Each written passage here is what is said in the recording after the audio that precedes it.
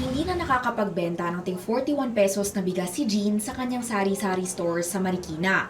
Ang meron siya yung 45 pesos kada kilo, pero mapula na raw yung bigas kaya hindi rin ganun kabenta. Diyan lang din daw mapupunta ang nakuha niyang 20,000 pesos na ayuda na paaabutin niya ng isang linggo.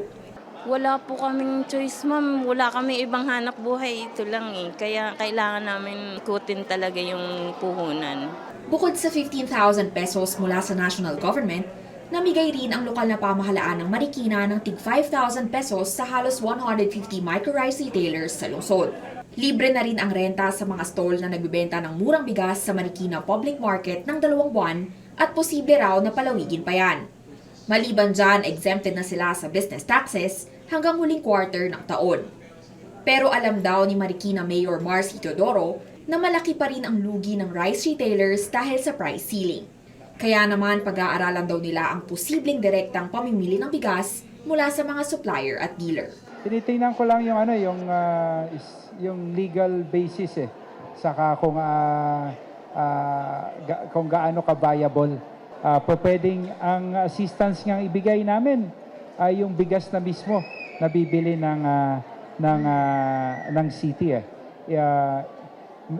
instead of cash assistance dahil binigyan mo nga ng cash kung wala namang supply na mabibili, problema pa rin.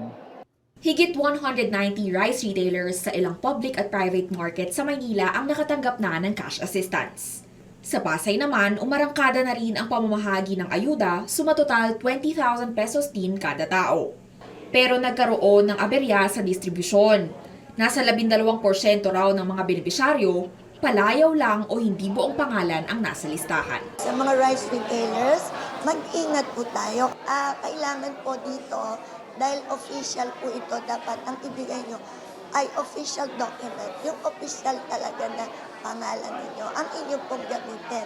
Well, supposedly yun talaga yung maging instruction natin, that the DHWD should be lenient when it comes doon sa mga minor lang naman na discrepancy. The key here is to make sure na it is vetted ng DTI. Pinaalalahanan din ni Social Welfare Spokesperson Romel Lopez ang rice retailers na kumukuha umano ng cash assistance kahit hindi nagbebenta ng bigas alinsunod sa price cap. We don't wanna, waste yung government money, taxpayers money, doon sa mga hindi naman talaga qualified. Dapat sinusunod na po natin yan. Hindi dahil may payout doon sa lugar po ninyo. Mahigit 2,000 sa 3,700 na target rice retailers sa unang 4 na araw ang nakatanggap na ng subsidiya sa buong bansa.